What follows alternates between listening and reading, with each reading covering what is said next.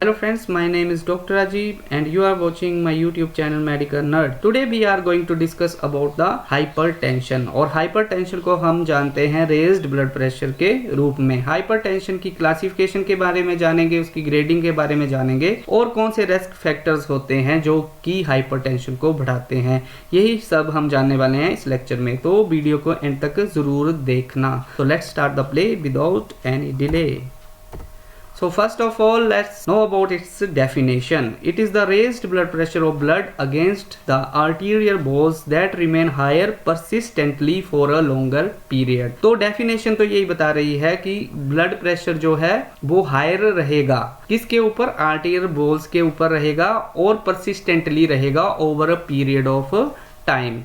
तो एक बार में अगर कोई पेशेंट आपके पास आता है और उसका ब्लड प्रेशर ज़्यादा आता है तो हम उसको नहीं मान सकते कि उसको हायर ब्लड प्रेशर है। हमने क्या करना है कि 1-2 हफ्तों में 3 से 4 बार उसका ब्लड प्रेशर लेना है, फिर ऑन एन एवरेज देखना है कि उसको परसिस्टेंटली हायर प्रेशर रह रहा है, तभी हम उसको बोलेंगे कि उसको हायर ब्लड प्रेशर है। और ब्लड प्रेशर लेने से कम आधा घंटा और 15 मिनट तक पेशेंट को वेट करना है ताकि वो नॉर्मल स्थिति में आ जाए। और आइडियल टाइम वैसे तो मॉर्निंग में रहता है ब्लड प्रेशर लेने का।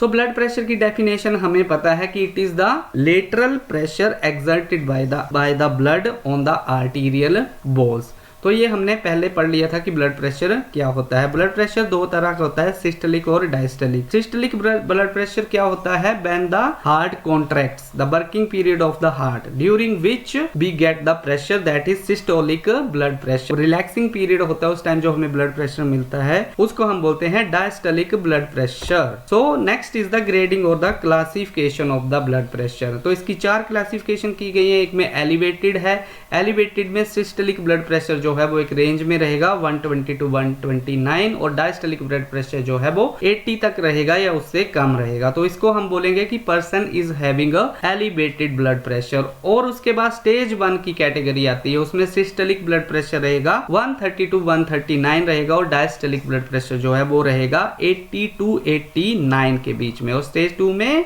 ग्रेटर देन और equal to 140 systolic blood pressure रहेगा और डायस्टोलिक ब्लड प्रेशर रहेगा ग्रेटर देन इक्वल टू 80। अब 4th कैटेगरी में देखिए हाइपरटेंसिव क्राइसिस होती है। हाइपरटेंसिव क्राइसिस में क्या होता है कि एंड ऑर्गन डैमेज हो जाती है, मतलब जो हमारे ऑर्गन्स हैं वो उनके लिए ये जो ब्लड प्रेशर है वो घातक सिद्ध हो सकता है। और ये कब होता है? जब सिस्टोलिक ब्लड प्रेशर जो है वो 180 से ऊपर हो या फिर डायस्टोलिक ब्लड प्रेशर जो है वो 110 से ज़्यादा हो। Now let's know about the primary hypertension. Primary hypertension जो होती है दैट इज ऑब्सक्यूर और हमें उसके बारे में पता नहीं लगता है और उसको हम साइलेंट किलर भी बोलते हैं, क्योंकि 90-95% में पेशेंट्स जो हैं उनको पता नहीं रहता है कि हाइपरटेंशन उनको है कि नहीं है। तो इसको हम इसेंशियल हाइपरटेंशन के नाम से भी जानते हैं, which is a silent killer. Let's know about the risk factors कि कौन से रिस्क फैक्टर्स हैं जो कि हाइपरटेंशन को बढ़ाते हैं या फिर हाइपरटेंशन का कारण बनते हैं। तो इसमें एज है, हम प्रोग्रेशन करते हैं एज की तरफ, तो हमें क्या होता है कि जो आर्टरीज हैं वो उनकी इलास्टिसिटी जो है वो लूज हो जाती है, जिसकी वजह से आर्टरीज जो हैं वो ब्लड प्रेशर को क्या करती हैं? अपने में समाहित नहीं कर पाती हैं, जिसकी वजह से क्या होता है कि हमें ब्लड प्रेशर जो है वो रेज्ड मिलता है। और दूसरा कारण है कि जैसे एज होती रहती है, सेलुलर एजिंग में क्या होता है कि हमारी वॉल्स जो हैं वहाँ पे क्या है? प्लाक्स फॉर्मेशन हो जाती है and that is one of the cause of the atherosclerosis. जो हमारी आर्टरीज होती हैं वो उस तरह से ब्लड को भी समाहित अपने आप में नहीं कर पाती, जिसकी वजह से क्या होता है कि हमें रेज्ड ब्लड प्रेशर मिलता है। Second is the dietary habits. अब डाइटरी हैबिट्स में आएगा हायर सोल्ट इनटेक। तो जो लोग सोल्ट को ज़्यादा मात्रा में लेते हैं, तो सोल्ट का मैंने आपको बताया है बार बार कि जहाँ पे सोडियम होगा वहाँ पे वाटर ने आना ही आना है। तो अगर हम सोल्ट ज़्यादा लेंगे तो हमारा जो ब्लड है वो हाइपरटोनिक हो जाएगा और वो क्या करेगा कि ज़्यादा वाटर को अपने में समाहित करेगा, जिसकी वजह से क्या होगा कि सर्कुलेटरी वॉल्यूम बढ़ जाएगा। सर्कुलेटरी वॉल्यूम बढ़ेगा तो होगा हमारी वीनस रिटर्न भी बढ़ेगी और उसकी वजह से कार्डियक आउटपुट भी बढ़ेगी और अल्टीमेटली ब्लड प्रेशर जो है वो बढ़ जाएगा। ठीक है, वो बढ़ जाएगा। ठीक है, अब डाइटरी हैबिट्स में देखिए, बैड हैबिट्स में आप देखेंगे तो स्मोकिंग है हमारे पास और अल्कोहल कंजप्शन है। तो स्मोकिंग और अल्कोहल कंजप्शन की वजह से क्या होता है कि ऑक्सीडेटिव स्ट्रेस बढ़ती है बॉडी में और उसकी वजह से क्या होता है कि फ्री रेडिकल्स जो हैं वो जनरेट होते हैं। फ्री रेडिकल्स जो हैं वो क्या करते हैं, डिस्ट्रॉय करते हैं किसको, सेलुलर मटेरियल्स को, जैसे डीएनए को वो डिस्ट्रॉय करेंगे और सेलुलर वॉल्स को भी वो क्या करते हैं, जो मेम्ब्रेन्स हैं उन सबको डिस्ट्रॉय करते हैं और अल्टीमेटली प्रमोट कर देते हैं अथीरोस्क्लेरोसिस को। और अथीरोस्क्लेरोसिस की वजह से क्या होता है कि ब्लड जो है वो हमारा रेज्ड हो जाता है, क्योंकि प्लाक्स फॉर्मेशन होती है। प्लाक फॉर्मेशन से क्या होता है कि इलास्टिसिटी जो है वो लूज हो जाती है आर्टरीज की और वो क्या करती हैं, उसकी वजह से ब्लड प्रेशर को अपने में समाहित नहीं कर सकती उतने में। ठीक है, क्योंकि स्ट्रेचिंग एबिलिटी नहीं है। तो अगर स्ट्रेचिंग एबिलिटी ही नहीं होगी उनमें तो ब्लड प्रेशर बढ़ जाएगा।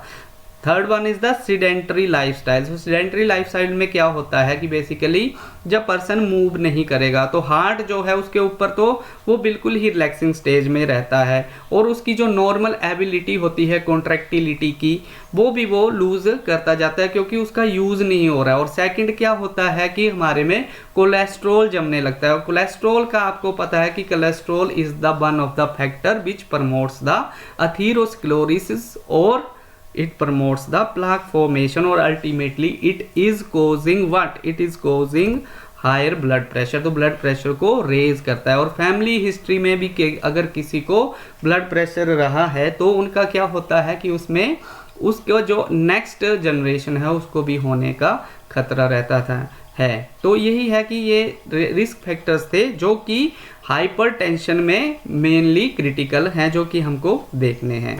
सो next is the secondary hypertension. Secondary hypertension में क्या होता है कि as a consequence of other condition, जो अदर अंडरलाइन कंडीशंस हैं उसकी वजह से हमको हाइपरटेंशन हो रही है, उसको हम बोलेंगे सेकेंडरी हाइपरटेंशन।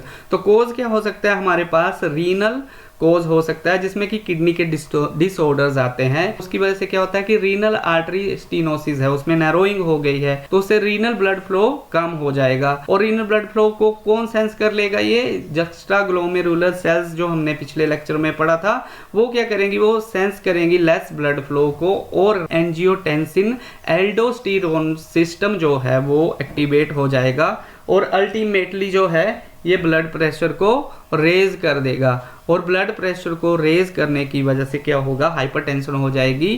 पहले से ही रीनल आर्टरीज जो थी वो स्टेनोज्ड थी, अब और ब्लड प्रेशर आ रहा है तो ये एक कंडीशन आ जाती है विशियस साइकिल की। ये जो है एक विशियस साइकिल बन जाता है। पहले क्या था, हायर ब्लड प्रेशर हो रहा है और ऊपर से और रास मैकेनिज्म के द्वारा फिर से ब्लड प्रेशर जो है वो हाई हो जाता है। तो अदर कोजेस भी हैं हमारे पास, जैसे कि क्वार्टेशन ऑफ आयोटा। ठीक है, ऐसा हो सकता है कि आयोटा में एन्यूरिज्म हो जाए। ठीक है, तो उसकी वजह से भी ब्लड प्रेशर जो है वो रेज्ड हमें मिलेगा और ये कंडीशन जो है वो कंजेनाइटल होती है। फियोक्रोमोसाइटोमा मतलब ट्यूमर है। ठीक है, ट्यूमर है सुप्रारीनल ग्लैंड का, वो क्या करेगी, स्क्रीट, अल्टीमेटली वो अल्डोस्टेरोन को करेगी स्क्रीट और उसकी वजह से क्या होगा, ये फियोक्रोमोसाइटोमा की कंडीशन में ब्लड प्रेशर जो है वो रेज्ड मिलता है। एल्डोस्टेरोनिज्म में भी क्या होता है कि एल्डोस्टेरोन क्या करता है, वो सोडियम और वाटर की रिटेंशन करता है। ठीक है, तो उसमें भी हमें ब्लड प्रेशर जो है वो रेज्ड मिलता है। ओटीसी ड्रग जो हैं वो अगर हम लेते हैं विदाउट प्रिस्क्रिप्शन तो उसमें भी ब्लड प्रेशर रेज्ड होने का खतरा रहता है। कि जैसे वन ऑफ द आइटम्स मैं आपको बता रहा हूँ, जैसे कि एंटी कोल्ड ड्रग ले रहा है कोई या फिर पेन किलर्स खाते हैं अपनी मर्जी से, उनमें भी खतरा रहता है ब्लड प्रेशर के रेज्ड होने का। ऑब्स्ट्रक्टिव स्लीप एपनिया में क्या होता है, इंटरमिटेंट साइकिल्स होते रहते हैं जिसमें पर्सन जो है वो सांस नहीं ले पाता है। और जब पर्सन सांस नहीं ले पाता है उस दौरान क्या होता है, हमारे जो ब्रेन सेल्स हैं उनको ऑक्सीजन नहीं मिल पाती है और बॉडी को भी ऑक्सीजन नहीं मिल पाती है। उससे जो कंडीशन है उसको कोप अप करने के लिए हार्ट जो है वो क्या करता है, सिंपैथेटिक एक्टिविटी को बढ़ा देगा ताकि क्या हो, हमें ज़्यादा मात्रा में ब्लड मिले और ऑक्सीजन की कमी जो है वो पूरी हो जाए।